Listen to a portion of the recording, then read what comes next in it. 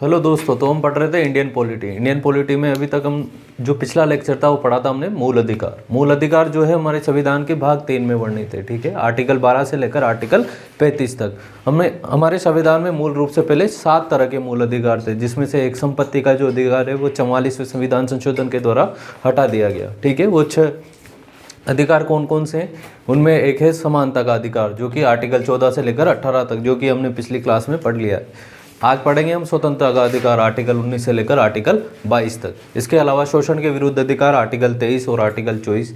इसके बाद धार्मिक स्वतंत्रता का अधिकार, रिलीजियस फ्रीडम का अधिकार जो है आर्टिकल 25 से लेकर आर्टिकल 28 तक। उसके बाद अल्पसंख्यकों को मिले हुए अधिकार, आर्टिकल 29 और आर्टिकल 30। ठीक है, उसके बाद संवैधानिक उपचारों का अधिकार, यानी कि आपके मूल अधिकारों का अगर हनन होता है तो आप सीधे सुप्रीम कोर्ट जा सकते हो, वो है आर्टिकल 32। ठीक है, राइट टू प्रॉपर्टी जो है वो 44वें संविधान संशोधन के द्वारा हटा दिया गया। ठीक है, तो चलिए शुरुआत करते हैं आज स्वतंत्रता के अधिकार से। राइट टू फ्रीडम,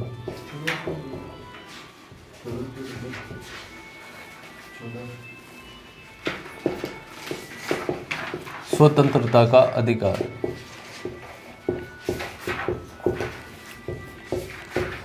यह है आर्टिकल 19 से लेकर आर्टिकल 22 तक। ठीक है, इसमें सबसे पहले पढ़ेंगे आर्टिकल 19, जो कि सबसे ज़्यादा इंपॉर्टेंट है और इसके अलावा सबसे ज़्यादा विवादास्पद आर्टिकल है, आर्टिकल 19। ठीक है, आर्टिकल 19 का भाग 1 उसमें ए ये कहता है आपसे freedom of speech and expression, freedom of speech and expression, वाक व अभिव्यक्ति की स्वतंत्रता, वाक व अभिव्यक्ति की स्वतंत्रता। अब इसको समझते हैं। Freedom of speech and expression, short में लिखेंगे इसको फोर्स।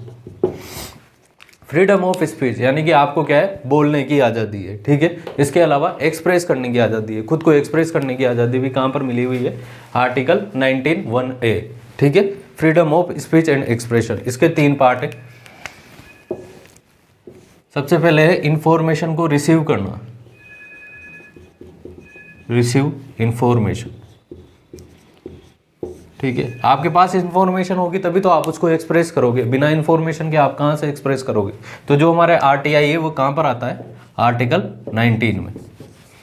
ठीक है, आरटीआई के तहत हम क्या प्राप्त करते हैं, इंफॉर्मेशन प्राप्त करते हैं। ठीक है, हमें जो भी इंफॉर्मेशन की जरूरत है वो हम इंफॉर्मेशन प्राप्त करते हैं आरटीआई के थ्रू, ताकि हमें ऑथेंटिक इंफॉर्मेशन मिल सके कि भाई चल क्या रहा है। ठीक है, फिर उसी के अकॉर्डिंग हम क्या करते हैं, एक्सप्रेस करते हैं। ठीक है, इसके अलावा हम बोल भी सकते हैं, कुछ भी बोल सकते हैं जो हमारी मर्जी करे, लेकिन कुछ रेस्ट्रिक्शन के साथ, क्योंकि हम जब प्रस्तावना पढ़ रहे थे तब हमने पढ़ा था लिबर्टी और फ्रीडम। ठीक है, तो यहाँ पर मिली हुई है लिबर्टी और फ्रीडम में क्या अंतर है? फ्रीडम मतलब आप कुछ भी कर सकते हो, लिबर्टी का मतलब है कि कुछ लिमिटेशन होती है। ठीक है, कुछ भी नहीं कर सकते, एक सर्टेन लिमिटेशन होती है, उसके अलावा आप अपनी मर्जी के अनुसार कुछ भी कर सकते हो। ठीक है, तो इसमें इंफॉर्मेशन प्राप्त कर सकते हो। ठीक है, उसके अलावा एक्सप्रेस भी कर सकते हो, जो इन्फॉर्मेशन आपको मिली है उसको क्या कर सकते हो, एक्सप्रेस भी कर सकते हो आप। ठीक है, सबसे पहले तो इन्फॉर्मेशन प्राप्त करोगे तभी तो एक्सप्रेस करोगे, आपको जानकारी नहीं है कुछ भी। ठीक है, तो कहाँ से एक्सप्रेस करोगे? तो आरटीआई, इसके तहत क्या लाया गया, आरटीआई लाया गया। अब एक्सप्रेस, जो भी इन्फॉर्मेशन मिली है उसके आधार पर आप अपने व्यक्तिगत विचार रख सकते हो, कुछ भी, जैसे कि किताबों के थ्रू व्यक्ति अपने विचार रखता है, वो किस में आता है, फ्रीडम ऑफ एक्सप्रेशन के अंतर्गत आता है। ठीक है, अभिव्यक्ति की आज़ादी के अंतर्गत आता है। तो एक्सप्रेस, इसी के आधार पर अभी रिसेंट जजमेंट आया है सेक्शन 377, इसको क्या कर दिया सुप्रीम कोर्ट ने, डीक्रिमिनलाइज। सेक्शन 377 किस बारे में, होमोसेक्सुअलिटी के बारे में, समलैंगिकता को डीक्रिमिनलाइज करता है, क्योंकि ये भी किसके दायरे में आता है, एक्सप्रेस के दायरे में आता है। ठीक है, कि आपकी मर्जी है कि आप जिस व्यक्ति से संबंध बनाना चाहो बना सकते हो। हालांकि इसमें कुछ लिमिटेशन है कि आप पब्लिक में ऐसा नहीं कर सकते, बाकी आप अपने प्राइवेट मसलों में ऐसा कुछ भी कर सकते हो। ठीक है, तो सुप्रीम कोर्ट ने जो सेक्शन 377 डिक्रिमिनलाइज किया है वो इसी के आधार पर किया है। ठीक है, कि आपको एक्सप्रेस करने की आज़ादी है। ठीक है, आपको अभिव्यक्ति की आज़ादी। ये केस का नाम भी ध्यान रख लेना, केस है नवतेज सिंह जौहर, नवतेज सिंह जौहर केस। फिर अगला आता है सिक्रेसी का मामला। सिक्रेसी यानी कि प्राइवेट, जैसे कि फोन टैप नहीं कर सकती गवर्नमेंट आपका, ठीक है। सिक्रेसी क्या है, आपकी जब तक कि कोई नेशनल सिक्योरिटी का मसला नहीं हो तब तक की सिक्रेसी, ठीक है। आपको जो भी चाहे आप अपनी बातचीत को, जैसे आप एक दूसरे से फोन पर बातचीत कर रहे हो तो गवर्नमेंट उसको टैप नहीं कर सकती, ठीक है। आपकी बातचीत कोई नहीं सुन सकता, तो वो सिक्रेसी का राइट भी कहाँ पर मिला हुआ है आपको, freedom of speech and expression के अंतर्गत मिला हुआ है, ठीक है। अब इसमें सुप्रीम कोर्ट की, अब ये अपने संविधान में केवल इतना सा लिखा हुआ है, लेकिन हमारे संविधान की व्याख्या का अधिकार किसको है, सुप्रीम कोर्ट को। सुप्रीम कोर्ट नए नए प्रोविजन ऐड करती जाती है कि भाई इसका मतलब क्या है, क्योंकि हम हर चीज़ संविधान में नहीं लिख सकते। अगर हर चीज़ लिखते तो हमारा संविधान इतना बड़ा हो जाता है, बहुत ही बड़ा, पहले ही बहुत बड़ा है, तो अगर हम हर चीज़ यहाँ पर लिखते तो हमारा संविधान और भी बड़ा हो जाता है। इसलिए time to time Supreme Court की जजमेंट आती है, वो व्याख्या करती है, तो फिर उस व्याख्या को जोड़ दिया जाता है, ठीक है। तो एक और जजमेंट आई थी कि भाई इसमें freedom of speech and expression में ये बातें तो है ही सही कि आप इन्फॉर्मेशन रिसीव कर सकते हो, यानी कि आरटीआई, ठीक है। एक्सप्रेस भी कर सकते हो, जो भी आपको लगे एक्सप्रेस करने लायक है तो आप एक्सप्रेस कर सकते हो बेझिझक, ठीक है। ये आपको आज़ादी कौन देता है, संविधान देता है, ये आपका मूल अधिकार है, ठीक है। इसी के आधार पर अभी समलैंगिकता को डिक्रिमिनलाइज किया गया है, ठीक है। सिक्रेसी मतलब फोन टैपिंग के विरुद्ध अधिकार मिला हुआ है आपको, लिख लेना यहाँ पर फोन टैपिंग,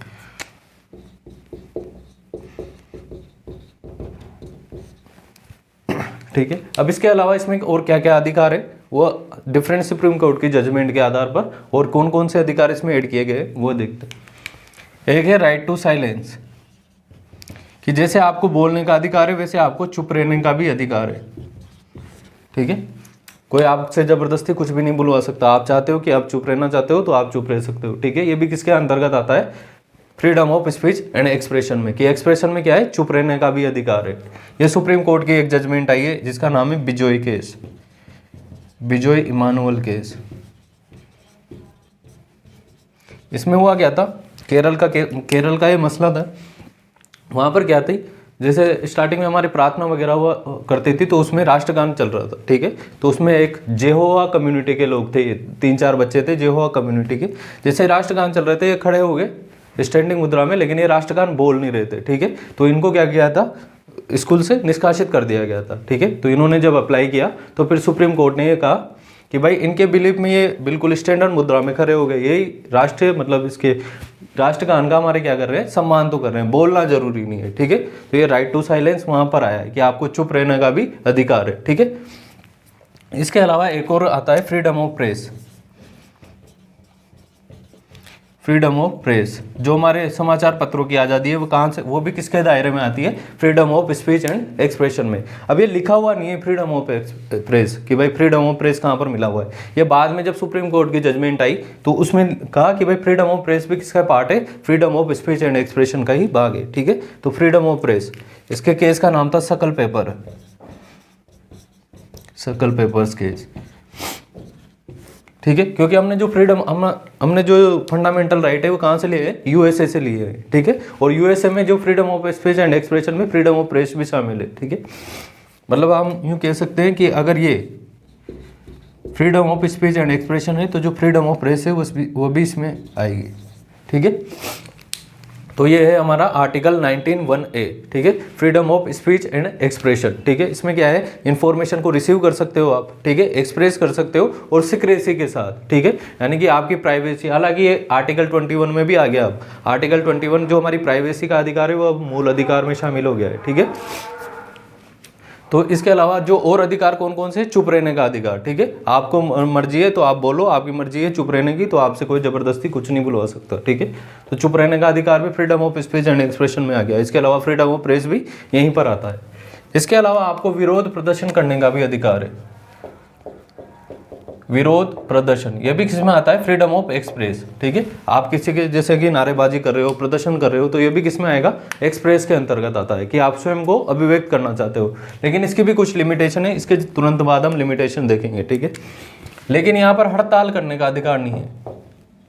पूछ ले कि आपको हड़ताल करने का अधिकार है कि हड़ताल करने का अधिकार नहीं है, ठीक है। विरोध प्रदर्शन कर सकते हो आप शांतिपूर्ण तरीके से, लेकिन हड़ताल नहीं कर सकते, ठीक है। हड़ताल करते हैं क्योंकि इसेंशियल सर्विसेज में बाधा पैदा होती है, इसलिए आप हड़ताल नहीं कर सकते, ठीक है। इसके लिए आगे और भी, जैसे कोरोना के टाइम पे भी हड़ताल पे बैन लगा दिया था, गवर्नमेंट का एक एक्ट है इसेंशियल सर्विसेज एक्ट वाला, ठीक है। ये एक्ट लगाकर गवर्नमेंट हड़ताल पर क्या कर देती है, बैन लगा देती है, ठीक है। ये समझ में आया, आर्टिकल 19(1)(a), ठीक है, freedom of speech and expression. लिखो,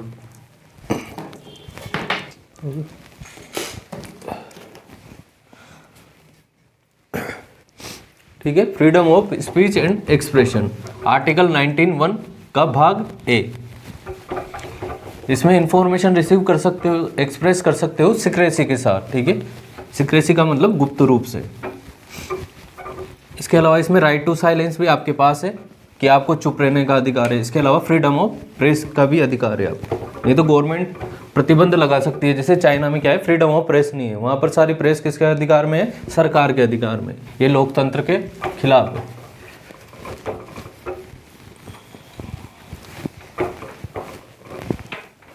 अब इसकी क्या क्या इन पर रेस्ट्रिक्शन लग सकती है, ठीक है। Freedom of speech and expression पर कौन कौन सी बातों पर रेस्ट्रिक्शन लग सकती है वो देखते हैं। रेस्ट्रिक्शन, प्रतिबंध, जो 19(1)(a) का भाग है उस पर 8 तरह के प्रतिबंध लगाए गए हैं कि इनके खिलाफ आप freedom of speech and expression पर क्या लगा सकते हो, प्रतिबंध लगा सकते हो। पहला है देश की संप्रभुता व अखंडता का मुद्दा, संप्रभुता व अखंडता का मुद्दा, सोवेरेनिटी एंड इंटीग्रिटी,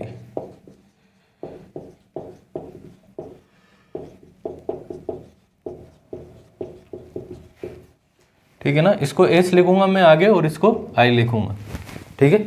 संप्रभुता हमने प्रस्तावना में समझा था। प्रस्तावना, संप्रभुता क्या है, संप्रभुता मतलब घर के हमारे मुखिया, जैसे कि पिताजी कुछ भी कर सकते हैं घर के अंदर, ठीक है। ये तो है आंतरिक संप्रभुता, ठीक है, कि आप पर कोई भी दबाव नहीं है, आप अपनी मर्जी से निर्णय ले सकते हो। लेकिन बाहरी मसलों में, जैसे बाहर जहाँ वो जॉब वॉब करते हैं वहाँ पर उनके बॉस का कंट्रोल, ठीक है। तो बाहरी मामलों में क्या है, पूरी तरीके से संप्रभु नहीं है। जैसे हमें भी क्या है, हमारे व्यापार को बढ़ाना है तो हमें जो वर्ल्ड ट्रेड ऑर्गेनाइजेशन है उसके काम मानना पड़ता है। लोन लेने के लिए IMF की जो शर्तें हैं वो माननी पड़ती है। तो कुछ मामलों में, बाहरी मसलों में हम क्या है, संप्रभु नहीं है। अखंडता का मतलब है इंटीग्रेट रूप से, ठीक है। दूसरा मसला है राष्ट्र की सुरक्षा, कि आप देश की सुरक्षा के बारे में कुछ भी नहीं बोल सकते, ठीक है, कि हमारी सुरक्षा कैसी है, ठीक है। या आप सुरक्षा से, नेशनल सिक्योरिटी से रिलेटेड कोई भी इंफॉर्मेशन किसी से शेयर नहीं कर सकते। आप बोल दो, आतंकवादियों से बोल दो कि हमारी सुरक्षा तो ऐसी है वैसी है, ऐसा नहीं कर सकते, ठीक है, क्योंकि ये राष्ट्र की सुरक्षा से जुड़ा मुद्दा है। तो आप बोलने की आज़ादी के तहत ऐसा कुछ भी नहीं बोल सकते। तीसरा है कोर्ट की अवमानना, कंटेम्प्ट ऑफ कोर्ट। फिल्मों में देखा होगा आपने, कोई भी कुछ भी बोलता है तो कोर्ट जज कहता है कि कंटेम्प्ट ऑफ कोर्ट लगा दूंगा, ठीक है, कंटेम्प्ट ऑफ कोर्ट, ठीक है। मतलब आप कोर्ट की गरिमा को भंग नहीं कर सकते, ठीक है। कोर्ट के अगेंस्ट कुछ भी नहीं बोल सकते, कोर्ट के जजमेंट के अगेंस्ट कुछ भी नहीं बोल सकते, ठीक है। क्रिटिसाइज कर सकते हो लेकिन उनकी कंटेम्प्ट नहीं कर सकते, अवमानना नहीं कर सकते। कुछ भी बोल रहे हो आप कोर्ट के बारे में, ठीक है। कोर्ट की गरिमा बनी रहनी चाहिए। चौथा है मित्र राष्ट्रों से संबंध।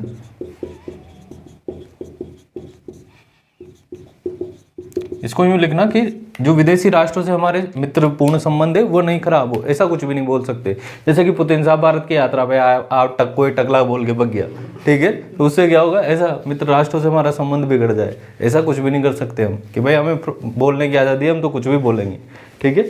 तो मित्र राष्ट्रों से हमारा संबंध नहीं बिगड़े, ऐसा नहीं बोल सकते हम।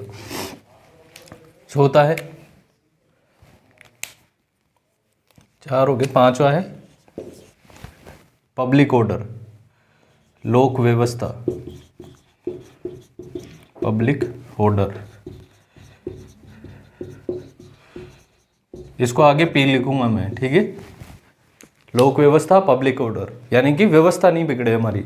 कोई कुछ भी बोल रहा है तो उससे व्यवस्था नहीं बिगड़नी चाहिए।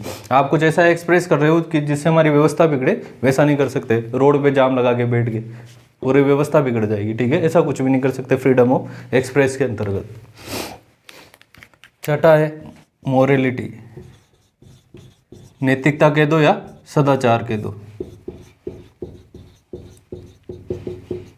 नैतिकता या सदाचार।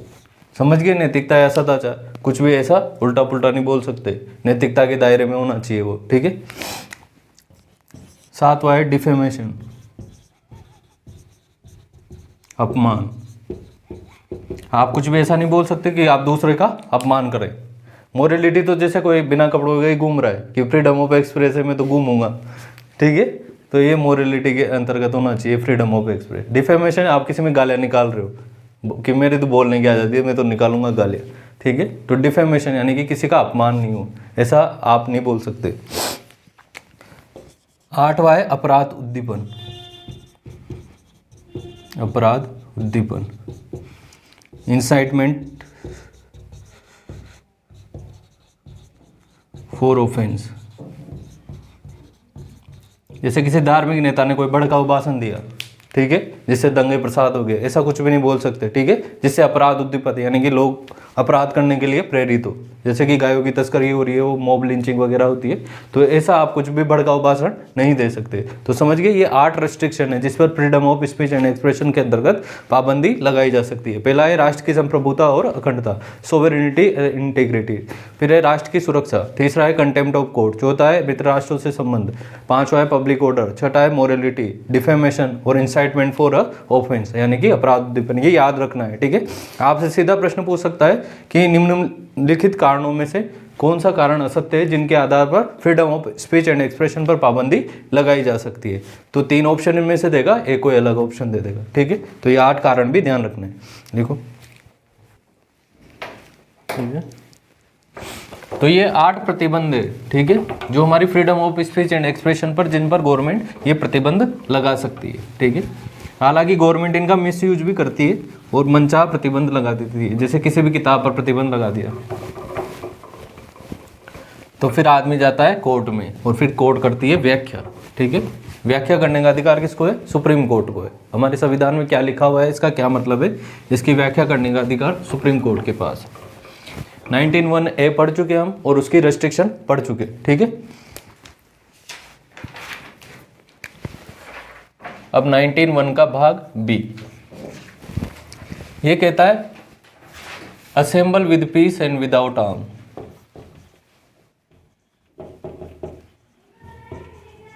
पीस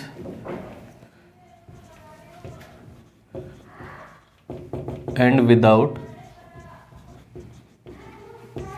आर्म, ठीक है। यानी कि आप शांतिपूर्ण और बिना हथियारों के साथ क्या कर सकते हो, असेंबल हो सकते हो। लोग क्या कर सकते हैं, जैसे अपने शादी में क्या होते हैं, लोग इकट्ठे हो रहे लेकिन शांतिपूर्ण तरीके से हो रहे हैं, यूं नहीं वहां पर गोले वोले लेके आगे, ठीक है। Assemble with peace and without arm.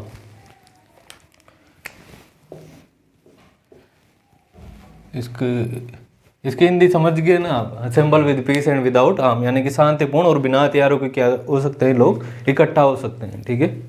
सम्मेलन से ध्यान रख लो। अब इसके अपवाद,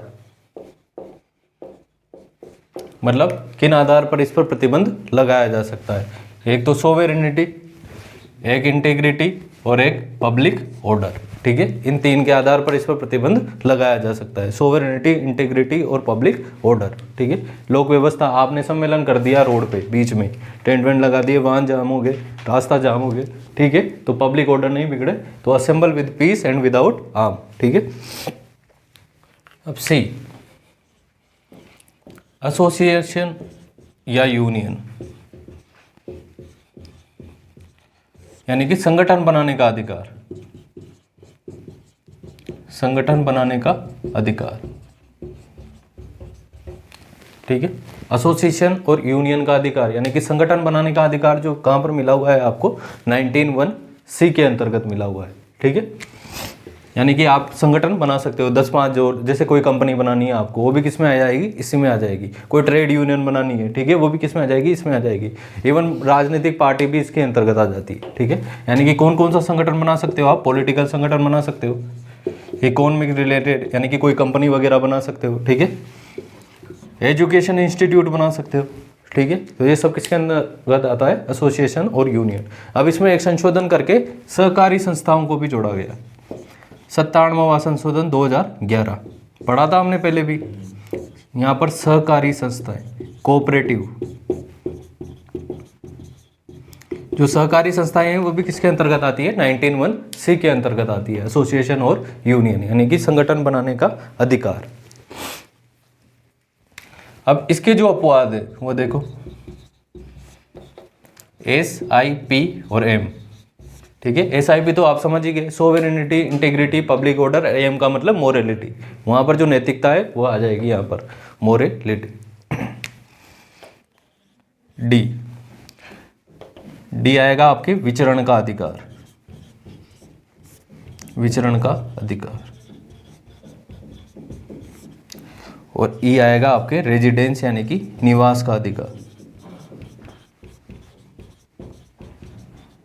ठीक है। विचरण का मतलब है कि आप किसी भी एरिया में बिंदास घूम सकते हो, ठीक है, आप पर कोई पाबंदी नहीं है। यूं नहीं है राजस्थान का बंदा है तो वो यूपी नहीं जा सकता, MP नहीं जा सकता, आप कहीं भी घूम सकते हो, विचरण का अधिकार है आपको, ठीक है।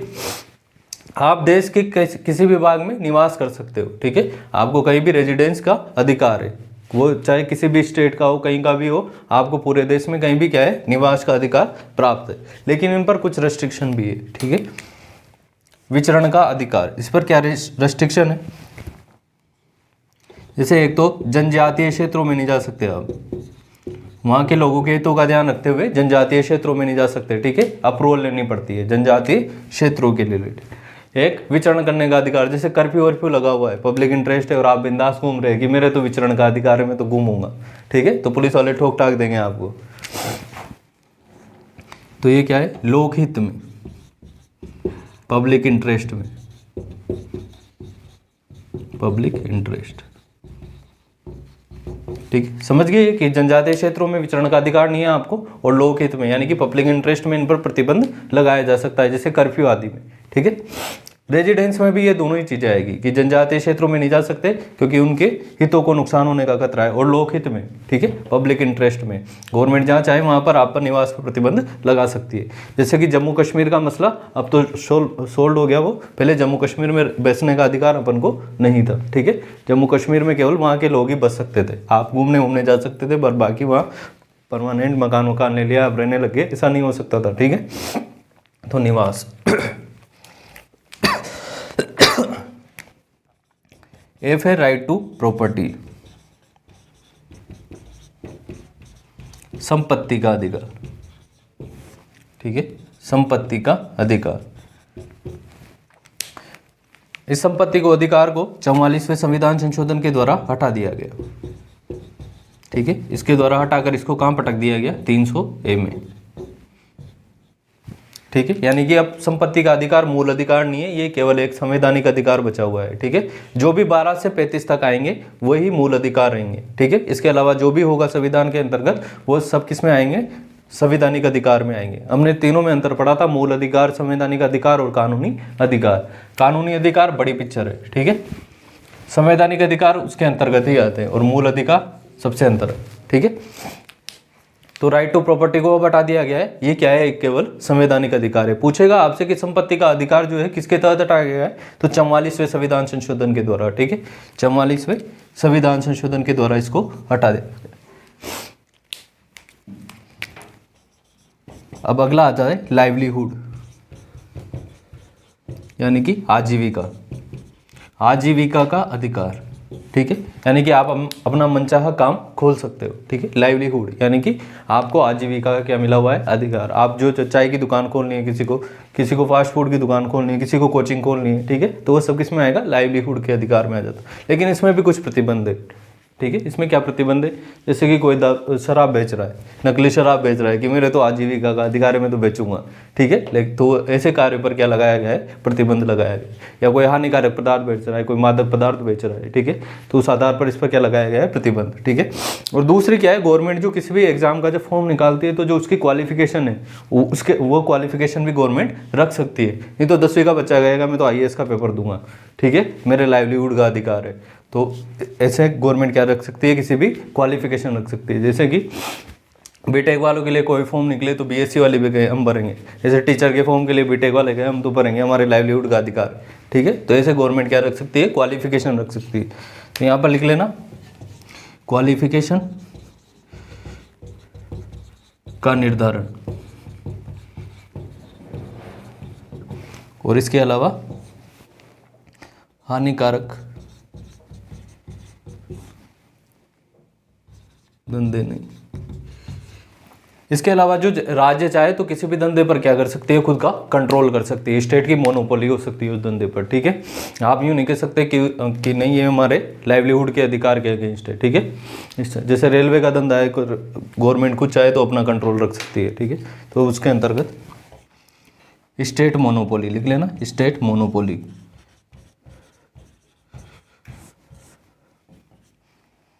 कुछ उद्योगों पर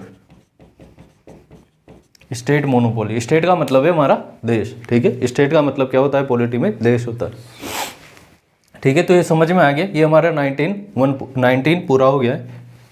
ये ABCDEFG, एफ हटी गया, जी जो हमने रेस्ट्रिक्शन पढ़े ना वो आएगा 2 में, जो पहली रेस्ट्रिक्शन पढ़े वो किस में आएंगे, 19(1)(2) में। भाई 19(1) ABCD में तो चल ही रहे, और जो इनके अपवाद है किन पर, इन पर प्रतिबंध लगाया जा सकता है। तो जो हमने पहले भाग ए के पढ़े थे वो 2 में आएगा, इसके जो पढ़ रहे हैं वो 3 में आएगा, इसके 4 में आएगा, इसका 5 में आएगा, इस प्रकार से आएगा, ठीक है। तो ये है हमारा आर्टिकल 19 पूरा। एक बार वापस से रिवाइज करते हैं, freedom of speech and expression, ठीक है। तो 19(1)(a) के अंतर्गत क्या आता है, freedom of speech and expression, ठीक है। तो इसके अंतर्गत क्या क्या है, आपको प्रेस की आज़ादी मिली हुई है, साइलेंस की आज़ादी मिली हुई है, ठीक है। इस पर कुछ प्रतिबंध भी लगाए गए हैं जो कि हमारे 19(1)(2) में आते हैं, ठीक है। कौन से वो 8 प्रतिबंध है, सोवरेनिटी इंटीग्रिटी का मसला है, ठीक है, कंटेम्प्ट ऑफ कोर्ट है, राष्ट्र की सुरक्षा का मसला है, पब्लिक ऑर्डर है, डिफेमेशन है, मोरलिटी है, इंसाइटमेंट फॉर ऑफेंस है, ठीक है। इस प्रकार से हमारे 8 प्रतिबंध है। दूसरा है हमारे लॉफुल असेंबली, यानी कि हम शांतिपूर्ण तरीके से एकत्रित हो सकते हैं, ठीक है, उस पर भी कुछ प्रतिबंध है SIP के तहत। तीसरा है हमारे पास एसोसिएशन या यूनियन, यानी कि हमें संगठन बनाने का अधिकार मिला हुआ है, उस पर भी कुछ प्रतिबंध है, ठीक है। उसके बाद है हमारे पास विचरण का अधिकार, कि हम देश में कहीं भी घूम सकते हैं, ठीक है, लेकिन उस पर कुछ प्रतिबंध है, जैसे जनजातीय क्षेत्रों में नहीं जा सकते, या फिर कर्फ्यू वगैरह लगा हुआ है तो हम विचरण नहीं कर सकते। रेजिडेंस का अधिकार, उस पर भी सेम प्रतिबंध है। उसके बाद राइट टू प्रॉपर्टी, जिसको 44वें संविधान संशोधन के द्वारा हटाकर आर्टिकल 300A में डाल दिया गया है। फिर लाइवलीहुड में भी क्या है, कुछ सर्टेन क्राइटेरिया रखा जा सकता है गवर्नमेंट के द्वारा। इसके अलावा स्टेट चाहे तो किन्हीं जो सर्टेन उद्योग है उन पर अपना कंट्रोल भी रख सकती है, यानी कि स्टेट की मोनोपोली उन पर हो सकती है, ठीक है। ये ध्यान रखना, वो 19(1)(2) में आएगा, ये 3, 4 फिर, हालांकि आपको ध्यान नहीं रखना है, बस केवल आपको ऐसे याद रखना है, ठीक है, कि ये कौन कौन सी चीज़ें, कौन कौन से प्रतिबंध किस में आएंगे, ठीक है। ये SIP का मतलब समझ गए, सोवरेनिटी, इंटीग्रिटी और पब्लिक ऑर्डर। यहाँ M का मतलब है मोरलिटी, नैतिकता, ठीक है, लिखो, ठीक है, हो गया। तो ये हमारा अनुच्छेद 19 पूरा हो गया, ठीक है। ये आपको जो भी अपवाद है जिन पे भी गवर्नमेंट रेस्ट्रिक्शन लगा सकती है वो याद रखनी है, ठीक है। हालांकि गवर्नमेंट इनका मिसयूज करती है, जो भी मेजोरिटी पार्टी रहती है वो हमेशा मिसयूज ही करती है। लोकतंत्र में सबसे महत्वपूर्ण अधिकार मिला हुआ है ये आर्टिकल 19 का। किसी को जो किताब लिखने का अधिकार है, जिसमें वो अपने विचार लिखता है, गवर्नमेंट को क्रिटिसाइज करता है, वो कौन से आर्टिकल के तहत ही करता है, ज़्यादातर आर्टिकल 19 के तहत। आप देखते होंगे JNU में मसला चलता रहता है, वो जो भी करते हैं वो किसके तहत करते हैं, आर्टिकल 19 के तहत करते हैं।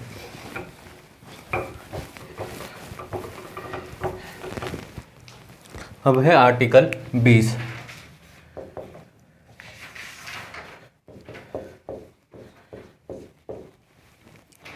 अपराध में दोष सिद्धि से संरक्षण।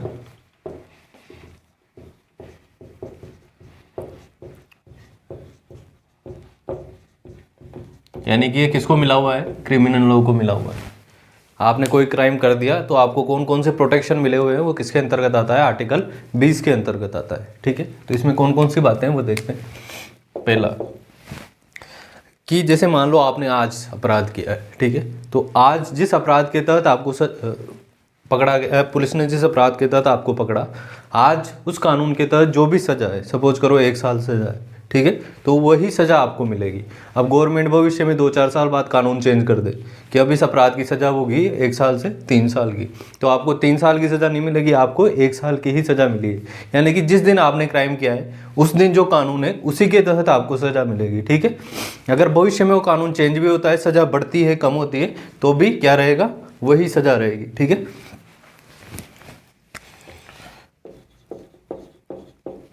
अपराध के समय कानून के तहत सजा। ठीक है, ये अपराध के समय इंपॉर्टेंट है, यानी कि आज आपने क्राइम किया है तो जो कानून आज है उसी में जो सजा मेंशन है वही मिलेगी आपको। अगर भविष्य में वो सजा बढ़ती है तो फिर आपको वो सजा नहीं दी जाएगी, जो पहले वाली सजा है वही मिलेगी। ठीक है, जैसे 1 साल की सजा 3 साल कर दी तो आपको 1 साल की ही सजा मिलेगी अगर आज 1 साल की सजा है। ठीक है, लेकिन ये कौन से कानूनों में, केवल आपराधिक प्रवृत्ति के कानूनों में। ठीक है, आपराधिक मामलों में 2 तरह के मामले होते हैं, एक तो आपराधिक मसले, ठीक है, और एक सिविल मसले यानी कि नागरिक कानून, जैसे कि पैसे की धोखाधड़ी से मसला, ये सब कौन से मसले में आते हैं, सिविल कानूनों में। ठीक है, आपराधिक जैसे कि मर्डर वगैरह ये सब किस में आते हैं, आपराधिक प्रवृत्ति के। लेकिन सिविल केसों में ऐसा नहीं हो सकता। ठीक है, नागरिक केसों में ऐसा नहीं हो सकता।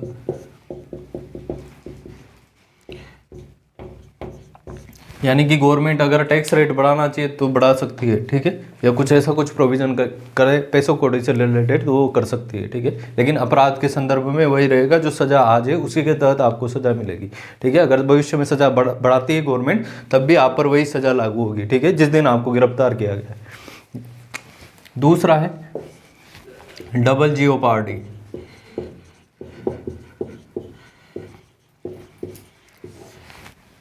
मतलब एक अपराध के लिए आपको 2 बार सजा नहीं मिल सकती।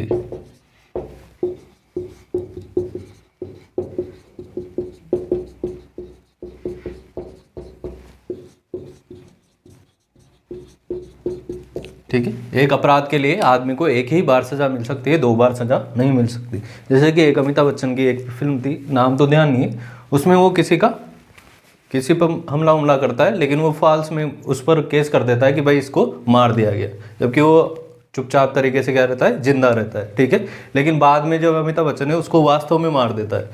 वो पहले इसके तहत सजा पा ही चुका था, उसके मर्डर के तहत। ठीक है, लेकिन फिर बाद में वापस से ये मसला आता है कि इसने उसकी हत्या कर दी, तो वो कहता है कि इस अपराध के लिए मैं पहले ही सजा पा चुका हूँ, दोबारा मुझे सजा देने का अधिकार नहीं है। ठीक है, तो यानी कि एक बार आपने जो अपराध किया है उसके लिए आपको एक ही बार सजा मिल सकती है। ठीक है, जैसे कि मैंने किसी को ठोक दिया, ठीक है, अब वापस से अगर वो मेरे को एक बार उसके तहत सजा मिल गई, 500 रुपये सपोज करो मुझे दंड मिल गए, तो आगे भी मुझे अब दोबारा दंड देना नहीं पड़ेगा। ठीक है, उसी अपराध के लिए। ठीक है, जिस अपराध के लिए मैं दोषी सिद्ध हुआ हूँ। ठीक है, तो एक अपराध के लिए आपको एक ही बार सजा मिल सकती है, 2 बार सजा नहीं मिल सकती। समझ गए। तीसरा, आपको स्वयं के विरुद्ध गवाही के लिए बाध्य नहीं किया जा सकता।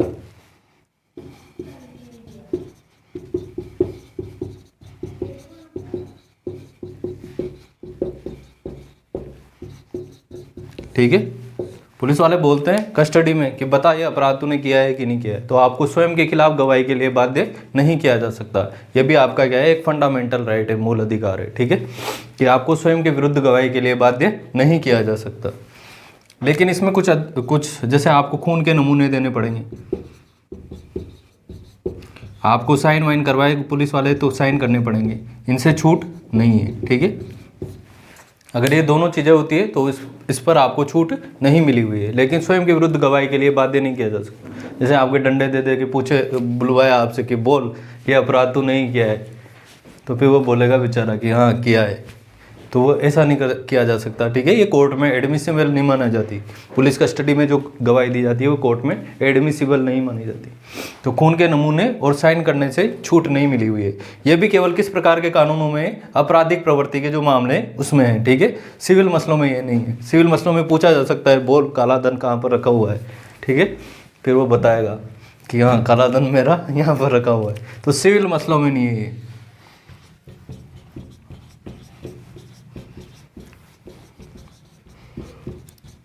ठीक है, तो आर्टिकल 20 समझ में आ गया, ये क्रिमिनलों को मिला हुआ है। ठीक है, अपराध में दोष सिद्धि से संरक्षण, नाम से ही साबित हो रहा है कि अपराध करने के बाद आपको कौन कौन से संरक्षण मिले हुए। पहला कौन सा है? पहला है कि अपराध के समय जो कानून है उसी के तहत जो सजा निर्धारित है वही मिलेगी। अगर भविष्य में सजा बढ़ती है तब भी आपको वही सजा मिलेगी। एक अपराध के लिए आपको 2 बार सजा नहीं दी जा सकती। तीसरा है कि स्वयं के विरुद्ध गवाही के लिए बाध्य नहीं किया जा सकता, लेकिन खून के नमूने या साइन करने से साइन तो करने पड़ेंगे आपको। ठीक है, उसमें आपको छूट नहीं दी गई है। तो ये है हमारा आर्टिकल 20। ठीक है, देखो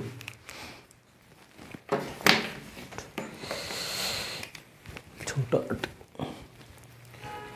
तो आर्टिकल 20 अपराध में दोष सिद्धि से संरक्षण, यानी कि आपने कोई क्राइम किया है तो आपको कौन कौन सा संरक्षण मिला हुआ है संविधान के तहत, वह है आर्टिकल 20 में। जो स्वतंत्रता के अधिकार में जो सबसे इंपॉर्टेंट आर्टिकल है वो आर्टिकल 19 हम देख चुके हैं। इसके अलावा एक और आर्टिकल आएगा 21 जो हम पढ़े।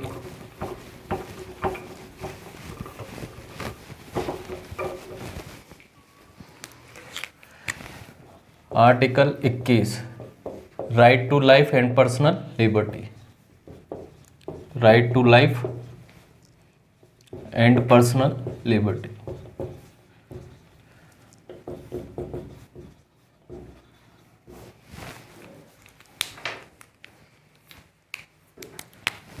इसको ऐसे ध्यान रखना। ठीक है, right to life and personal liberty, life का मतलब तो जीवन,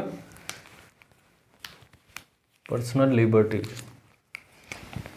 right to life and personal liberty, ये है आर्टिकल 19। पूछे आपसे जीवन का अधिकार कौन से आर्टिकल के तहत मिला हुआ है, तो आर्टिकल 21 के तहत मिला हुआ है। ठीक है, अब इसमें क्या क्या बातें हैं वो देखते हैं।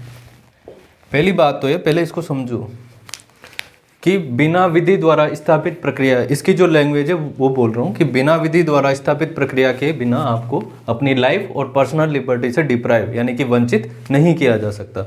विधि द्वारा स्थापित प्रक्रिया, ये इसका मतलब समझेंगे हम, विधि द्वारा स्थापित प्रक्रिया का क्या मतलब होता है। पर बाकी जो हमारे संविधान में जो लैंग्वेज है वो क्या लिखी हुई है कि विधि द्वारा स्थापित प्रक्रिया के बिना आपको अपनी लाइफ और पर्सनल लिबर्टी से डिप्राइव वंचित नहीं किया जा सकता। ठीक है, अब विधि द्वारा स्थापित प्रक्रिया क्या है? विधि द्वारा स्थापित प्रक्रिया ये है कि जैसे मान लो न्यायपालिका ये देखेगी कि भाई जो कार्यपालिका है, जैसे मान लो पुलिस ने किसी व्यक्ति को गिरफ्तार किया, ठीक है, तो पुलिस ये देखेगी कि भाई इसने जो गिरफ्तार जिस कानून के तहत किया गया, मतलब पुलिस ने जो गिरफ्तार किया है वह कानून के तहत किया है कि नहीं किया है। ठीक है, तो वो चीज़ किस में आती है? विधि द्वारा स्थापित प्रक्रिया के अंतर्गत। एक और चीज़ हम इसमें पढ़ेंगे आगे के केस में, ये है इसकी नैरो डेफिनेशन। ठीक है, ये क्या है? इसकी नैरो डेफिनेशन यानी कि संकीर्ण परिभाषा है विधि द्वारा स्थापित प्रक्रिया। क्योंकि कानून तो कैसा भी हो सकता है। सपोज करो मक्खी मारने की सजा फांसी है, ठीक है, तो ये कानून तो क्या है? कानून सही थोड़ी है, आपने मक्खी मार दी उसकी सजा फांसी है। अब कार्यपालिका ने तो मक्खी मारते आपको फांसी पे चढ़ा दिया, न्यायपालिका ये देखेगी कि भाई मक्खी मारी है, फांसी है, ठीक है, ठीक है, तो न्यायपालिका केवल कानून के अनुसार काम किया है कि नहीं किया ये देखेगी। एक और आती है विधि की सम्यक प्रक्रिया, ड्यू प्रोसेस ऑफ लॉ। उसमें क्या है? उसमें ये है कि जो न्यायपालिका है वो ये भी देखेगी कि कानून सही है कि नहीं है। ठीक है, अभी तक विधि द्वारा स्थापित प्रक्रिया में क्या है? केवल कि कानून के अनुसार काम किया है कि नहीं किया है। कानून ने देख रही कि कानून कोई सा भी हो सकता है, बस कानून के अनुसार काम किया है या नहीं किया। अब इसमें ये भी देखेगी कि कानून सही है या नहीं है। आपने मक्खी मारी या मच्छर मारी, उसकी सजा फांसी है, हो सकता है क्या? वो ये भी देखेगी कि ये मतलब सही है कि नहीं है। कानून आपने मक्खी या मच्छर मारने की सजा सीधा फांसी, ये सही नहीं है। ठीक है, तो वहां पर लागू होता है प्राकृतिक न्याय का सिद्धांत। वो ये देखेगी क्या कि जो कानून है वो प्राकृतिक न्याय यानी कि नेचुरल जस्टिस के अनुसार है कि नहीं है, यानी कि कानून भी तर्कसंगत होना चाहिए। ठीक है, कानून भी क्या होना चाहिए? सही होना चाहिए। तो वो आता है विधि की सम्यक प्रक्रिया में। ठीक है, तो अब इसको लिखते हैं।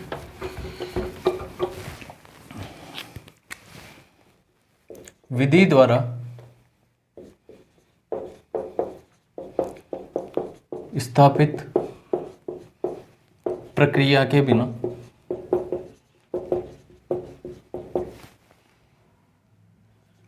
जीवन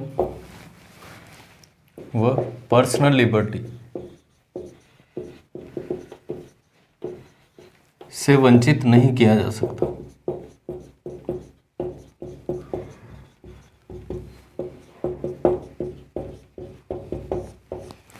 ठीक है, जैसे कि मान लो आप बिल्कुल ऐसे बिंदास घूम रहे हो, ठीक है, लड़ाई होगी कहीं पे, तो किसी ने आपको पकड़ के बोल दिया कि लड़, तो वो क्या है, विधि द्वारा स्थापित प्रक्रिया के तहत है कि नहीं है, क्योंकि आपकी जान को वहाँ पर क्या है, खतरा है। ठीक है, तो जो भी ऐसा अगर लाइफ और पर्सनल लिबर्टी है तो वह विधि द्वारा स्थापित प्रक्रिया के तहत ही डिप्राइव हो सकती है। ठीक है, बिना विधि द्वारा स्थापित प्रक्रिया के बिना ऐसा नहीं हो सकता। ठीक है, तो अब ये दो टर्म इंपॉर्टेंट है, विधि द्वारा स्थापित प्रक्रिया और विधि की सम्यक प्रक्रिया। ठीक है, विधि द्वारा स्थापित प्रक्रिया,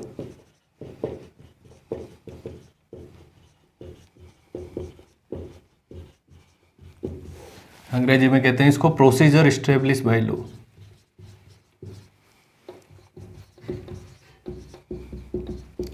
प्रोसीजर एस्टेब्लिश बाय लॉ। ठीक है, विधि द्वारा स्थापित प्रक्रिया, इससे बहुत प्रश्न आते हैं। विधि द्वारा स्थापित प्रक्रिया और विधि की सम्यक प्रक्रिया सबसे ज़्यादा पूछा जाने वाला आर्टिकल है आर्टिकल 21, क्योंकि सुप्रीम कोर्ट ने सबसे ज़्यादा व्याख्या इसी के तहत की है। क्योंकि लाइफ के अंतर्गत बहुत सारी चीज़ें आ जाती है, जैसे पर्यावरण का अधिकार भी किसके अंतर्गत आता है, राइट टू लाइफ के अंतर्गत आता है। विधि द्वारा स्थापित प्रक्रिया, ये कहाँ से लिए हमने, ये ब्रिटेन से लिए। ठीक है, कौन से देश से लिए ये अवधारणा हमने, ब्रिटेन से लिए अवधारणा। ये कैसी अवधारणा है, संकीर्ण अवधारणा है। कैसी अवधारणा है ये, संकीर्ण अवधारणा है। ठीक है, विधि द्वारा स्थापित प्रक्रिया का क्या मतलब है कि जो जुडिशियरी है हमारी, जो न्यायपालिका है, वह केवल कार्यपालिका के एक्शन को रिव्यू कर सकती है।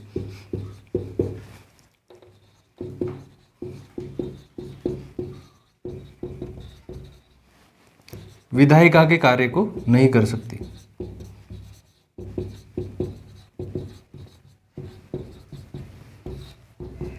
ठीक है, समझ में आया कि न्यायपालिका केवल कार्यपालिका की कार्यवाही को रिव्यू कर सकती है, विधायिका के कार्य को नहीं। विधायिका का काम क्या है, कानून बनाना।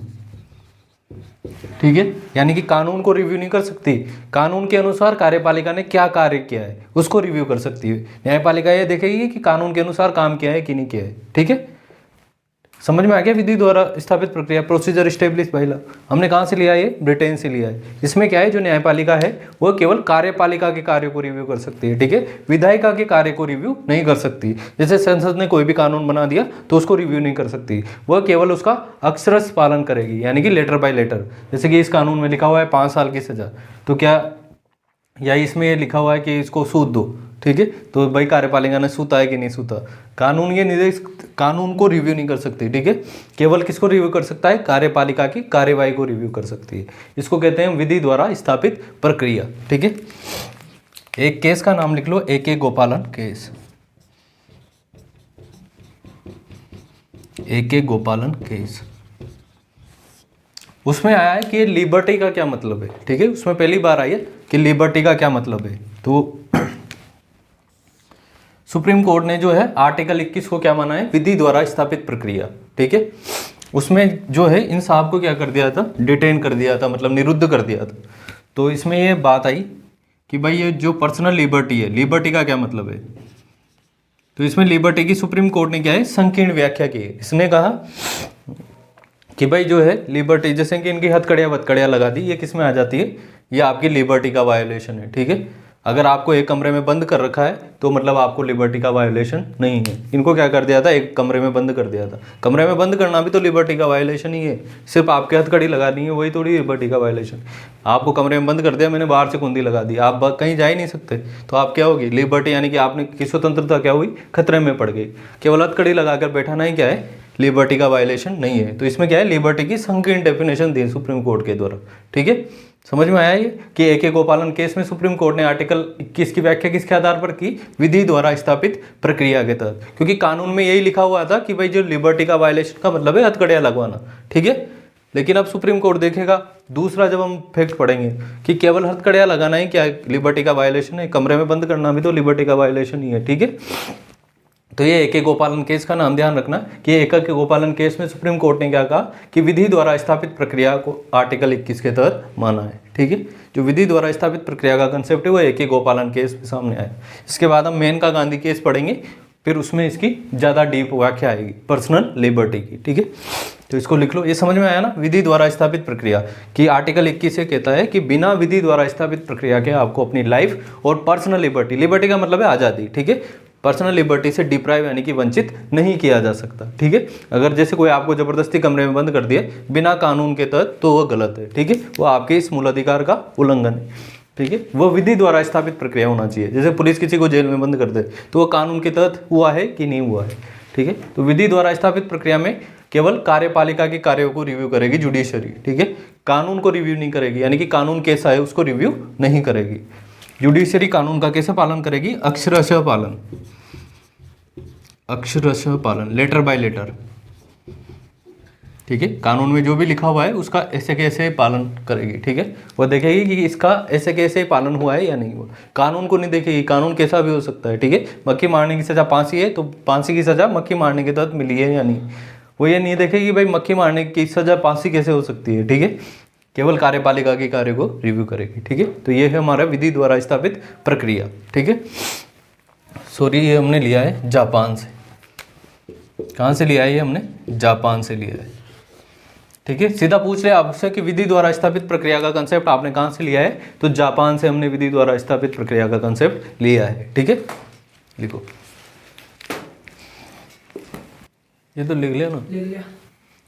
ठीक है, तो ये विधि द्वारा स्थापित प्रक्रिया का कंसेप्ट आपसे सीधा पूछेगा कि इसके बारे में, विधि द्वारा स्थापित प्रक्रिया के बारे में कौन सा कथन सही नहीं है या कौन सा कथन सही है। ये कंसेप्ट हमने ब्रिटेन से लिया है, तो ये कंसेप्ट हमने कहाँ से लिया है? जापान से लिया है। ठीक है, तो ये कंसेप्ट हमने कहाँ से लिया है? जापान से लिया है। वो आपको कोई सा भी देश दे सकता है, ब्रिटेन, अमेरिका। ठीक है, इसके अलावा वो ये बोलेगा कि भाई इसमें न्यायपालिका, विधायिका तथा कार्यपालिका दोनों के कार्यों को रिव्यू कर सकती है। तो वह स्टेटमेंट क्या हो जाएगा? गलत हो जाएगा। केवल कार्यपालिका के एक्शन को रिव्यू कर सकती है, विधायिका के एक्शन को रिव्यू नहीं कर सकती। ठीक है, और AK गोपालन केस में सुप्रीम कोर्ट ने इसके बारे में यही कहा कि ये विधि द्वारा स्थापित प्रक्रिया ही क्या है? सही है, आर्टिकल 21 के बारे में।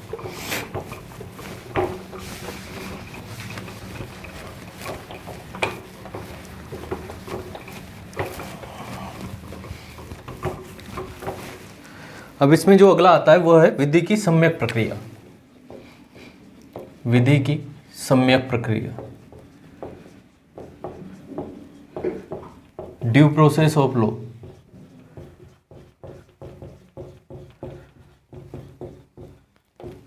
ठीक है, विधि की सम्यक प्रक्रिया, यह कंसेप्ट हमने कहाँ से लिया है? USA से लिया है। कहाँ से लिया हमने? ये USA से लिया है। इसमें क्या है? वो विधायिका और कार्यपालिका दोनों के कार्यों को रिव्यू कर सकती है। विधायिका और कार्यपालिका के एक्शन दोनों को क्या कर सकती है? कोर्ट रिव्यू कर सकती है। ठीक है, वहां तो क्या था? केवल कार्यपालिका के कार्यों को रिव्यू कर सकती है, यहाँ पर विधायिका के कार्य को भी रिव्यू कर सकती है, यानी कि कानून को भी रिव्यू करेगी, भाई कानून सही है या नहीं है। ठीक है, अगर आपने कानून ही ऐसा बना रखा है जो ऑलरेडी गलत है तो वो ऑटोमेटिकली गलत हो जाएगा। ठीक है, फिर भाई जैसे मान लो आपको कोई नॉर्मल सा आपने अपराध किया है, उसके तहत आपको 10 साल की सजा है। ठीक है, किसी की थप्पड़ मारने की सजा 10 साल है, तो थप्पड़ मारने की सजा 10 साल ऑलरेडी गलत है। ठीक है, तो कार्यपालिका तो केवल क्या करेगी? जैसे कानून है उसके अनुसार रिएक्ट करेगी, लेकिन कानून भी तो सही होना चाहिए ना। ठीक है, तो संसद तो क्या है? कोई सा भी कानून बना सकती है जो आपके मूल अधिकारों का हनन कर सकता। ठीक है, जैसे कि मान लो संसद ने कोई कानून बना दिया, संसद ने कोई भी ऐसा कानून बना दिया कि जैसे मान लो कि एजुकेशन, पहली क्लास की फीस है 1 लाख। ठीक है, पहली क्लास की फीस है 1 लाख, तो ये कानून ही गलत है। ठीक है, कार्यपालिका आप कहीं भी जाओगे वो तो इसके अनुसार ही रिएक्ट करेगी। स्कूल तो 1 लाख की फीस लेगा क्योंकि कानून के तहत तो 1 लाख की फीस है। तो सुप्रीम कोर्ट ये भी देखेगी भाई कानून जो है वो सही है या नहीं है। ठीक है, विधि की सम्यक प्रक्रिया समझ में आई? तो कानून किसके अनुसार होना चाहिए? कानून होना चाहिए प्राकृतिक न्याय के अनुसार। ठीक है, कानून किसके अनुसार होना चाहिए? प्राकृतिक न्याय के अनुसार, नेचुरल जस्टिस के अनुसार। नेचुरल जस्टिस का मतलब होता है कि प्रकृति ने आपको जो भी स्वतंत्रता दी है उसके अनुसार। ठीक है, यानी कि सभी को रोटी मिले, नेचुरल जस्टिस। ठीक है, तो समझ में आया विधि की सम्यक प्रक्रिया क्या है? एक्चुअल में ये हुआ क्या था? मेनका गांधी जी जा रही थी फॉरेन। ठीक है, तो उनके पासपोर्ट को गवर्नमेंट ने कर लिया था जब्त।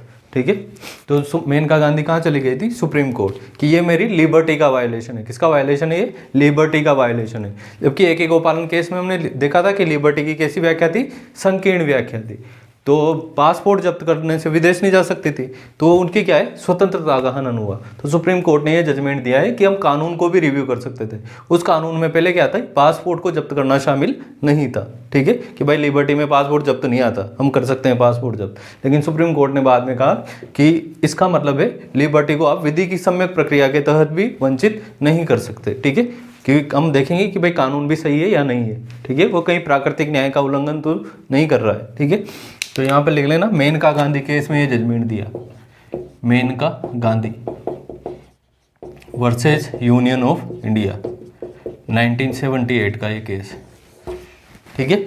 पूछे सीधा सा कि विधि की सम्यक प्रक्रिया का कंसेप्ट किस केस के तहत दिया गया, तो मेनका गांधी केस में ये कंसेप्ट दिया, ठीक है। विधि की सम्यक प्रक्रिया, विधि की सम्यक प्रक्रिया यूएसए से लिए हमने, दोनों में अंतर समझ में आया, विधि द्वारा स्थापित प्रक्रिया और विधि की सम्यक प्रक्रिया। विधि द्वारा स्थापित प्रक्रिया में केवल कार्यपालिका के एक्शन को रिव्यू किया जाएगा, यहाँ पर कार्यपालिका और विधायिका दोनों के एक्शन को रिव्यू किया जाएगा। ये कंसेप्ट दिया मेनका गांधी केस में, वो कंसेप्ट है AK गोपालन केस में, ठीक है। सुप्रीम कोर्ट द्वारा सबसे ज्यादा जो बार व्याख्या की गई है वो इसी अनुच्छेद की गई है, आर्टिकल 21 की, ठीक है। अब इसमें देखो कुछ और भी कानून थे, वैसे मेन आर्टिकल तो जो यहाँ पर खत्म हो गया, लेकिन सुप्रीम कोर्ट के द्वारा अलग अलग इंटरप्रिटेशन दी गई है हर बार।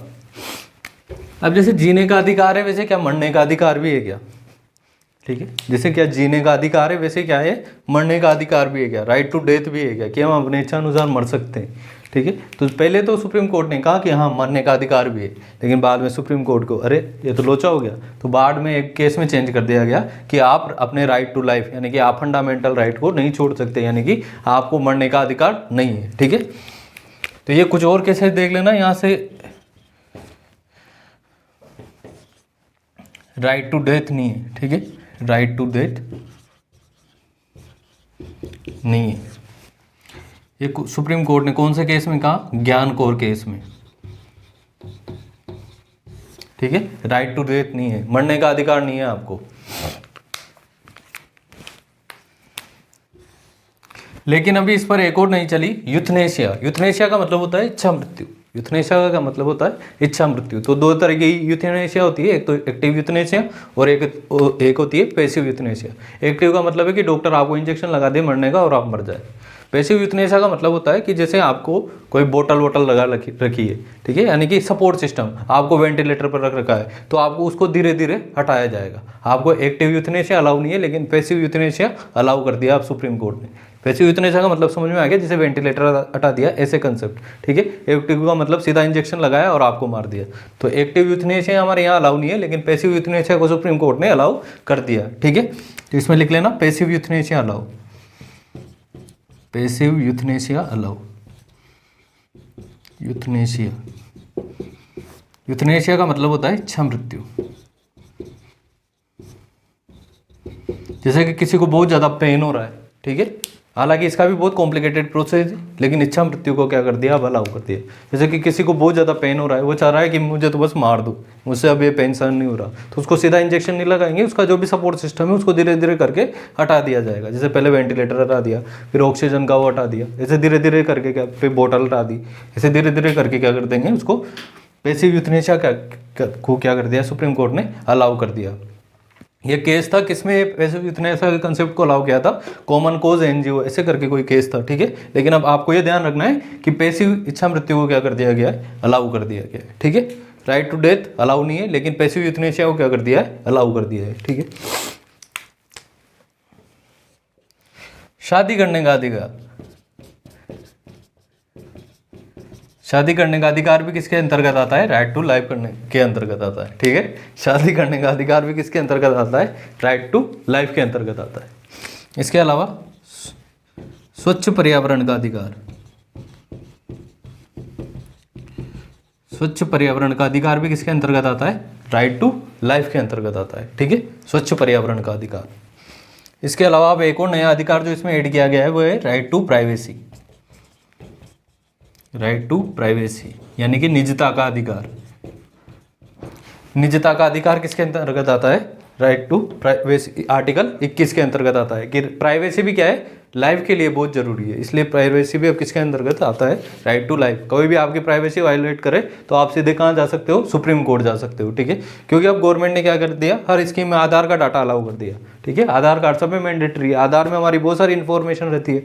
तो गवर्नमेंट क्या करती थी पहले, या कोई भी और अदर एजेंसी उसको क्या करती थी, ऐसे अलग अलग पर्पज से इस्तेमाल, यानी कि उसको सार्वजनिक कर देती थी, हमारा नाम, डाटा, ईमेल आईडी, बहुत सारी, आधार में तो हमारे बायोमेट्रिक भी रहते हैं, ठीक है। तो उस डाटा का सही तरीके से इस्तेमाल हो, वो किस में आता है, प्राइवेसी के अंतर्गत आता है। तो इसको भी क्या बना दिया, फंडामेंटल राइट बना दिया, ठीक है।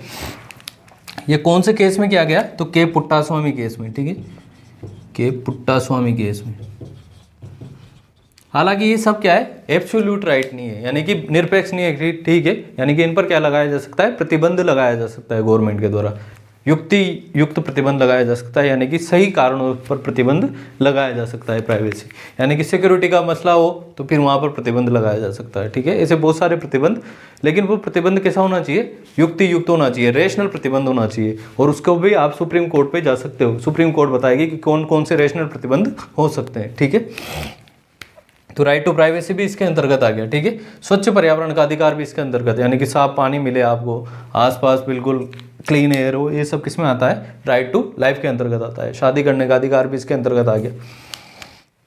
इसके अलावा जैसे अभी आपको मैं बताऊं, आपके एग्जाम चलते हैं, सर्दी के दिनों में आपके कपड़े उपड़े खुलवा लिए, आप सुप्रीम कोर्ट जा सकते हो, ये आपके राइट टू लाइफ के अगेंस्ट है, ठीक है। ज़्यादा सर्दी पड़े, आपको आदमी को ब्रेन हेमरेज हो जाए, कुछ भी हो जाए, ठीक है, मर सकता है आदमी, तो ये राइट टू लाइफ के अगेंस्ट है, तो आप गवर्नमेंट के अगेंस्ट जा सकते हो, क्योंकि फंडामेंटल राइट मिले ही हमें किसके अगेंस्ट है, गवर्नमेंट के अगेंस्ट मिले हुए हैं, ठीक है।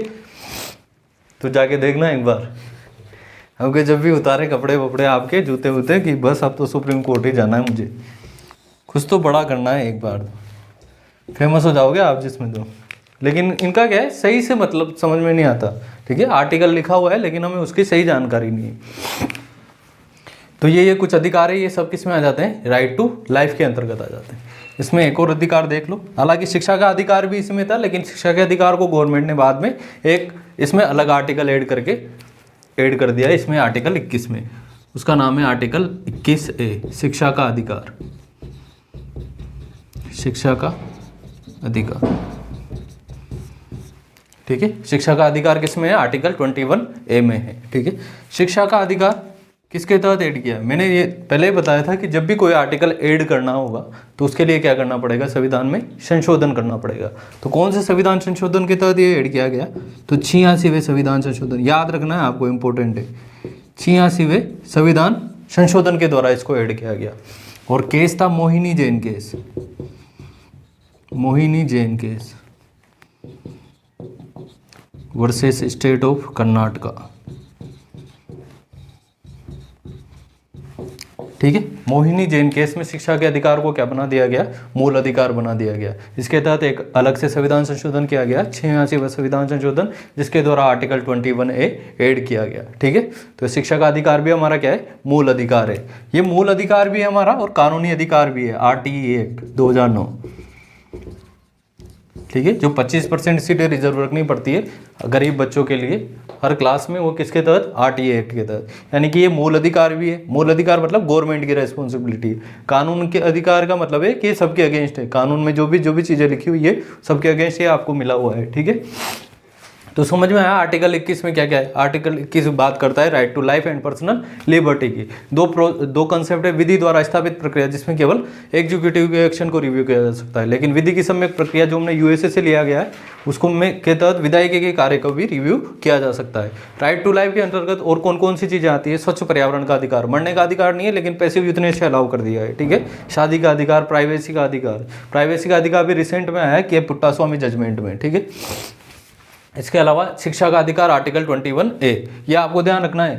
86वां संविधान संशोधन और मोहिनी जैन केस, क्योंकि छोटे मोटे एग्जामों में सीधा पूछ लेगा कि भाई शिक्षा का अधिकार है कौन से संविधान संशोधन के तहत दिया गया है, ठीक है, या कौन से आर्टिकल में दिया गया है। तो आर्टिकल 21A है, इसका तो याद रखना ही है, वो 21 में है, ये 21A में है, ठीक है।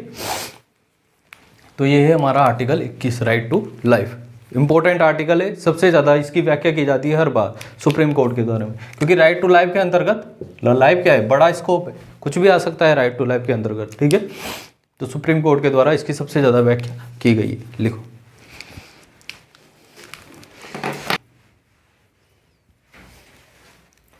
ठीक है, तो ये हमारा आर्टिकल 21 पूरा हुआ। सबसे इंपॉर्टेंट आर्टिकल है आर्टिकल 19, 21, ठीक है, right to life. Right to life के अंतर्गत कौन कौन से कंपोनेंट है ये भी आपको ध्यान रखने हैं।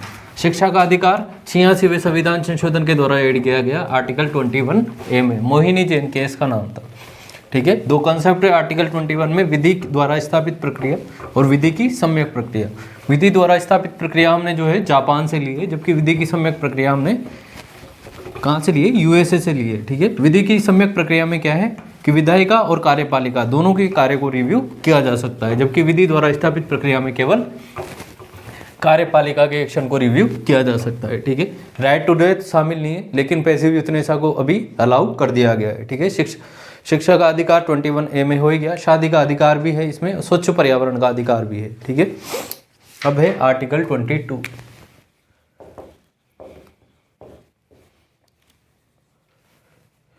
प्रोटेक्शन फ्रॉम अरेस्ट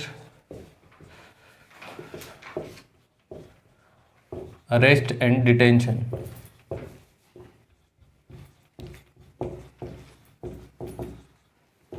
ठीक है, यानी कि गिरफ्तारी और डिटेंशन। डिटेंशन का मतलब होता है निरुद्ध करना, निरुद्ध का मतलब है जैसे आपको कहीं पर कैद कर लिया। अरेस्ट का मतलब होता है गिरफ्तार करना, ठीक है। डिटेंशन का मतलब है कि आपको गिरफ्तार तो नहीं किया गया, लेकिन जैसे किसी के कमरे में बंद कर दिया, उसको कहते हैं डिटेंशन, ठीक है। तो कुछ दिशाओं में सरकम, कुछ दशाओं में आपको अरेस्ट और डिटेंशन से सुरक्षा मिली हुई है, ठीक है। कौन कौन से अधिकार आपको मिले हुए हैं जब आपको कोई अरेस्ट करे या डिटेन करे, तो कौन कौन से अधिकार आपको मिले हुए हैं उनकी बात आर्टिकल 22 करता है, ठीक है। तो देखते हैं सबसे पहले 1, ठीक है। इसमें क्या है कि जब भी आपको कोई व्यक्ति गिरफ्तार करे, जैसे पुलिस वाले आपको गिरफ्तार करें, तो गिरफ्तारी का कारण उन्हें बताना होगा कि आपको किस कारण से गिरफ्तार किया गया, ठीक है। आप फिल्मों में देखते होंगे, तो सबसे पहले ये कि भाई किस बेसिस पर गिरफ्तार किया जा रहा है, तो फिर पुलिस वाले बताते हैं भाई हमें फला बेसिस पर गिरफ्तार कर रहे हैं, ठीक है। तो सबसे पहले क्या बताना चाहिए, जरूरी है उनके लिए, गिरफ्तारी का कारण, ठीक है। जब भी आपको अरेस्ट किया जाएगा तो आपको गिरफ्तारी का कारण बताया जाएगा, ठीक है, कि आपको किस कारण से गिरफ्तार किया गया है। दूसरा क्या है कि आप अपने लॉयर वगैरह से अप्रूवल लेंगे, ठीक है। आप अपने जैसे नहीं कहते हो कि मेरे लॉयर से बात करना, तो आपको लॉयर अलाउ किया जाएगा, ठीक है, कि आप अपना मनचाहा लॉयर चुन सकते हैं, आपको लॉयर प्रोवाइड किया जाएगा इस केसेज में, ठीक है। यूँ नहीं है कि आपको बिना लॉयर के ही, जैसे कि उसमें कहा जाता है फिल्मों में कि मेरे लॉयर के सामने मैं अपना स्टेटमेंट दूंगा, तो आपको लॉयर भी इसके तहत, यानी कि गिरफ्तार जब भी किया जाएगा आपको, तो एक तो लॉयर प्रोवाइड करने का अधिकार है, यानी कि आप अपने मनचाहा वकील से परामर्श ले सकते हैं, ठीक है। उसके अलावा गिरफ्तारी का कारण भी आपको बताया जाएगा। दूसरा क्या है कि जब भी आपको गिरफ्तार किया जाएगा तो उसके 24 घंटों के भीतर आपको मजिस्ट्रेट के सामने पेश किया जाएगा, ठीक है। जब भी आपको गिरफ्तार किए हुए अगर 24 घंटे के बाद, ठीक है, 24 घंटों के अंदर आपको मजिस्ट्रेट के सामने पेश किया जाएगा, ठीक है। समझ में आ गया? 24 घंटों के अंदर मजिस्ट्रेट के पास पेश,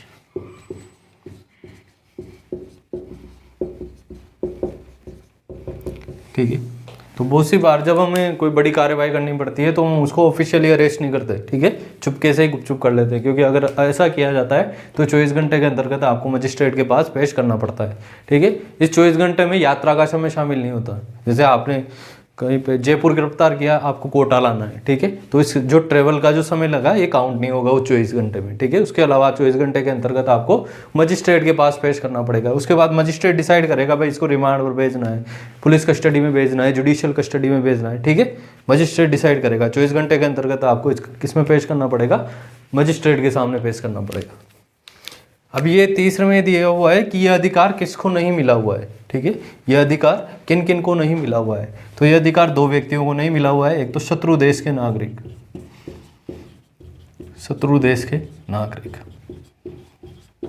ठीक है। शत्रु देश का मतलब है जैसे किसी देश के साथ हमारा युद्ध वगैरह चल रहा है तो उस देश के नागरिकों को फिर ये अधिकार नहीं मिलेंगे, ठीक है। उसको 24 घंटे के अंतर्गत मजिस्ट्रेट के पास पेश करना जरूरी नहीं है, ठीक है। उसको गिरफ्तारी का कारण बताना जरूरी नहीं है। दूसरा है, ये टर्म ध्यान रखना आप, निवारक निरोध अधिनियम, निरोध अधिनियम के तहत गिरफ्तार व्यक्ति,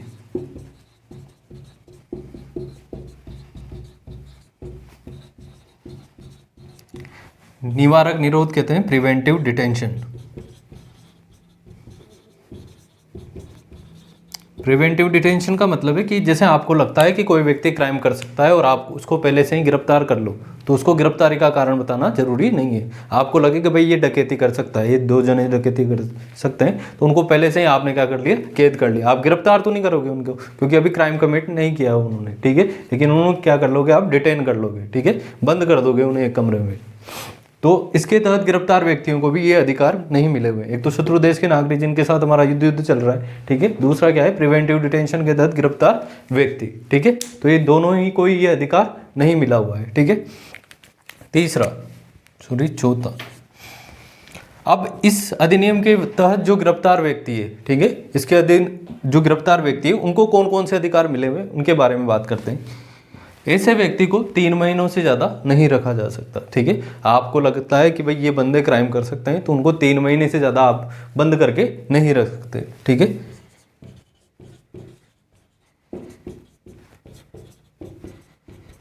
ठीक है, ये इनके लिए मिला हुआ है ये अधिकार, ठीक है। प्रिवेंटिव डिटेंशन के तहत जो भी आप निरोध करोगे, जो भी गिरफ्तार करोगे, ऐसे व्यक्तियों को कौन कौन से अधिकार मिले हुए हैं उनके बारे में मेंशन किया गया है 4 में, कि इन्हें 3 महीने से ज़्यादा नहीं रख सकते।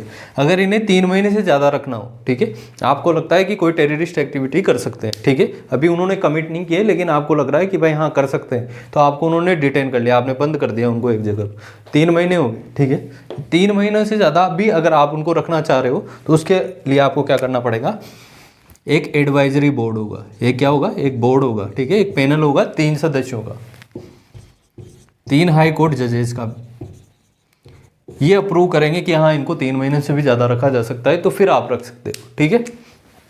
नहीं तो 3 महीने से ज़्यादा इनको नहीं रखा जा सकता। 5वें में क्या है, 5वें में ये कि इसके तहत गिरफ्तार व्यक्तियों को भी आपको क्या बताना पड़ेगा, कारण बता सकते हो आप, ठीक है। इसके तहत गिरफ्तार व्यक्तियों को भी क्या बताया जा सकता है, कारण बताया जा सकता है। लेकिन अगर आपको लगता है कि ये पब्लिक इंटरेस्ट में सही नहीं है, ठीक है, अगर इनको कारण बताएंगे तो पब्लिक को खतरा पैदा हो सकता है, तो उसके लिए आपको कारण बताने की भी जरूरत नहीं है, ठीक है। ये समझ लेंगे, इनको ज़्यादा डिटेल में नहीं जाना है आपको, ठीक है। चौथे में ये हो गया कि प्रिवेंटिव डिटेंशन के तहत 3 महीने से ज़्यादा नहीं, अगर 3 महीने से ज़्यादा रखना पड़ेगा तो हाई कोर्ट के जज की अप्रूवल लेनी पड़ेगी, ठीक है। 5वें में क्या है, 5वें में ये है कि आप कारण बता सकते हो, लेकिन 5वें में तो ये कारण बता सकते हो। 6ठे में ये है कि अगर आपको लगता है कि ये सुरक्षा के लिए सही नहीं है तो आपको कारण बताना जरूरी नहीं है, ठीक है। तो ये 6ठा हो गया। 7वें में ये कि ये सारे अधिकार पार्लियामेंट को मिले हुए हैं, ठीक है। अगर पार्लियामेंट चाहे कि इस शर्त को चेंज कर सकती है, 3 महीने वाली शर्त को चेंज कर सकती है, तो ये सारे अधिकार किसको मिले हुए हैं, पार्लियामेंट को अधिकार मिले हुए हैं।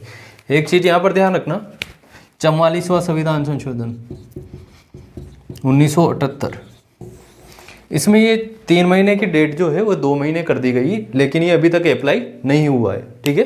अभी तक ये 3 महीने ही चल रहा है। इसमें कहा गया कि 3 महीने से हटाकर इसको 2 महीने कर दो, लेकिन ये अभी 2 महीने नहीं किया गया है, ठीक है, क्योंकि इमरजेंसी के दौरान जो है इसे बहुत सारे व्यक्तियों को डिटेन किया गया था गवर्नमेंट के द्वारा, इसीलिए कहा गया कि 3 महीने को हटाकर क्या करो, 2 महीने करो, ठीक है। डिटेंशन आप किसी को भी कर सकते हो, आपको लगे कि हाँ ये गवर्नमेंट के ज़्यादा भेजा गएगा, इसको क्या कर दो, डिटेन कर दो, ठीक है, क्योंकि प्रिवेंटिव डिटेंशन आप किसी को भी कर सकते हो। अब ये वाला कानून कौन कौन बना सकता है, प्रिवेंटिव डिटेंशन वाला, ये देखते हैं हम। प्रिवेंटिव डिटेंशन एक्ट कौन कौन बना सकता है, ठीक है। तो केंद्र भी बना सकता है और राज्य भी बना सकता है, ठीक है।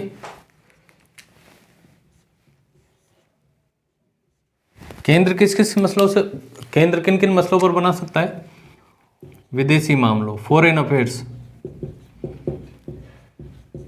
राष्ट्र की सुरक्षा से जुड़ा कोई मामला हो,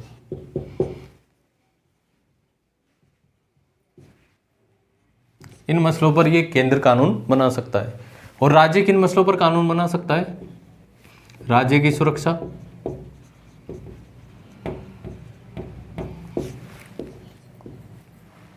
पब्लिक ऑर्डर, लोक व्यवस्था और अश्योर सप्लाई ऑफ गुड्स।